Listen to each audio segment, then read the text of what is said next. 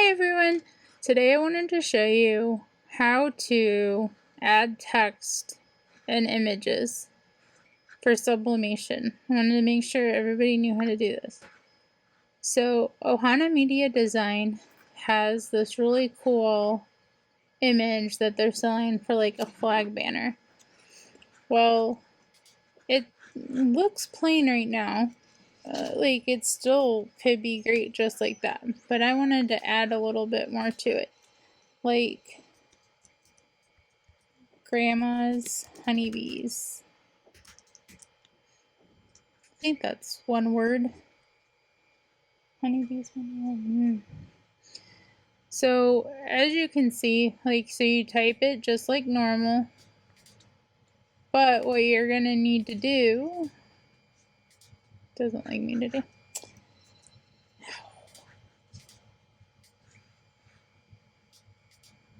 is you're going to want to change the color to whatever color you're wanting it to print, and the outline, so you don't have that little red cut line around the outside. And then of course you can go into your panel and change the font so that it looks, you know, just a little cuter than that traditional font that's always there. I don't want this on 2 lanes. I think I want it. Now I'm gonna keep it like this. And I'm gonna make it a little bigger, I think. Let's see how this looks. Actually, that might look okay. I think I'm gonna just use the green dot to rotate it a little bit. And then, let's see, character line spacing. Let's just change this to a flat 100.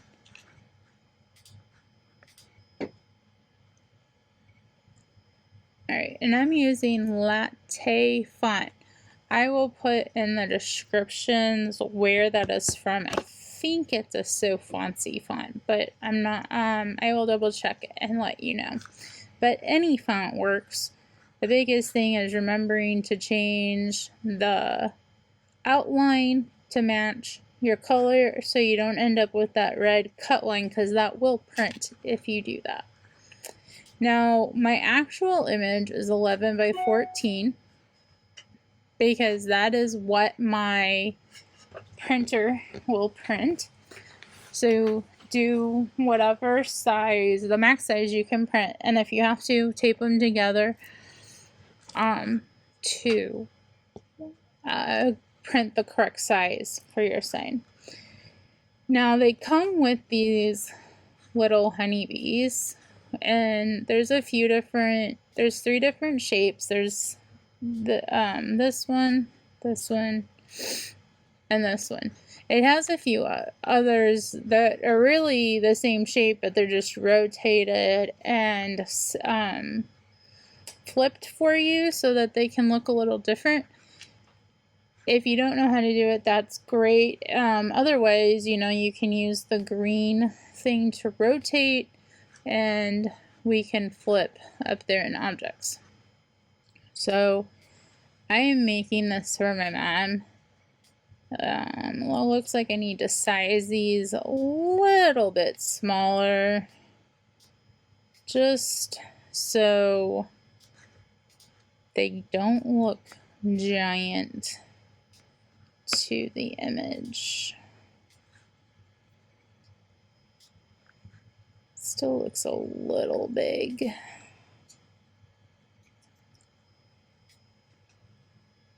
No, that one we actually are.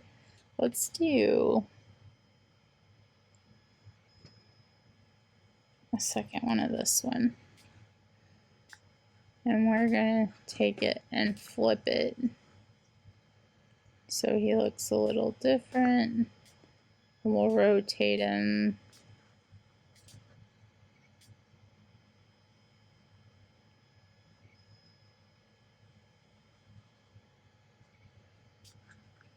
Alright, so you can just place these wherever. The bees can be in the grass, in the sky, wherever you want them. Now I'm going to go over to the text bar and I am going to start with some names of the grandkids. First, I'm just going to type them all out over here in the gray space. I do that just because to me it's easier to see them all, and I can then select them all at once and pick my color. I think I'm going to just do straight black so that the yellow and black can kind of look like the bumblebee a little bit more. But you can do any color you want. And I think I'm also going to change this font.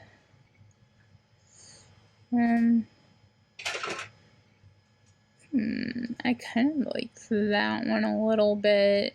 That's Flyball.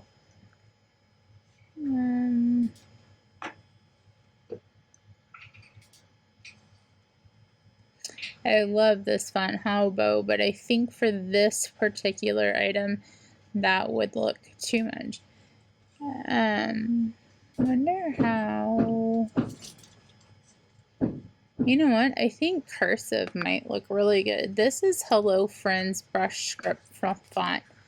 I think this is a font that is from Silhouette Store itself, but I will find out for sure for you.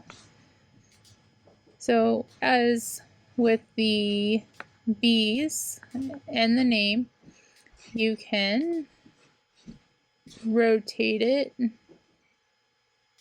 so that it can be directly in that bee, so that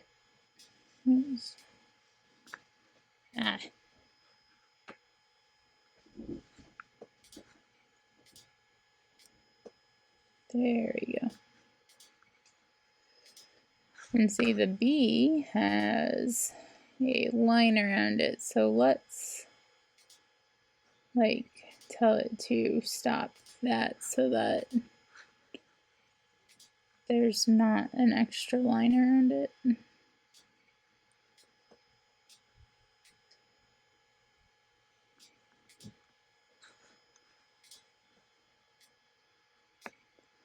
Then we have to size this one down. And of course, sizing is all going to be one, preference, and two, the font and size that you choose, and also how long the name is. Like Brayden here is a lot longer than Jade, so that does make a difference. So like for Brayden, I am going to pick this little bit of a bigger butterfly that also has a little bit more room in the wings to write his name. But I could also rotate it and go this way, and then rotate that B, and then that way, center that, it gets to be long. So you can play around with that all day long if you wanted to. We're gonna put this one down here. Make it a tad smaller. Use my arrow keys to center it a little more. Then for our last one, again, rotate with the green.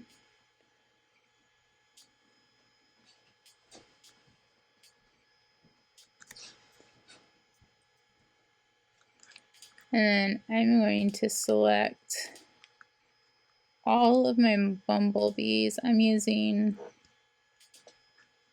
a apple, so I'm going to choose shift. I keep selecting the background, which is not what I mean to do, and turn off that red line so that I do not have that. So there you go. You got those items. If when you really like them, I'd group them just in case like you decide to move stuff around. Like I can rotate that easier now. So select the name, shift, select the B, Command G or Control G depending on what you're using, and just makes it easier.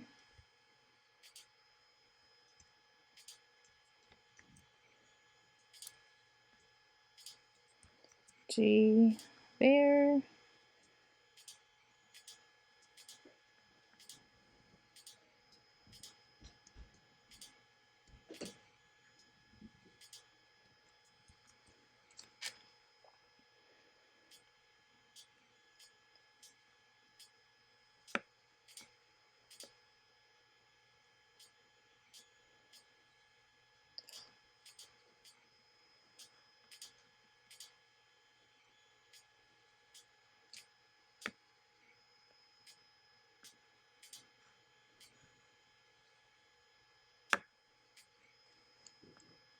I'm just moving them around to get a good flow here.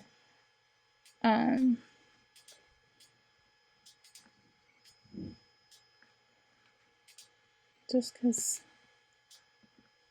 they looked too symmetrical, and well, we don't need that. Alright, I think I like that. When you have, depending on how the names, like I said, it will depend on what things you have to do. I'm also going to make this a little bigger. I'm going to try 120. And of course, got a little space in there. Yeah, I like that a lot better. So there you go. So that is how you can take a sublimation PNG design and add text and other little images to it to get exactly what you want. So hopefully that helps you. Let me know if you have any more questions. Thanks. Bye.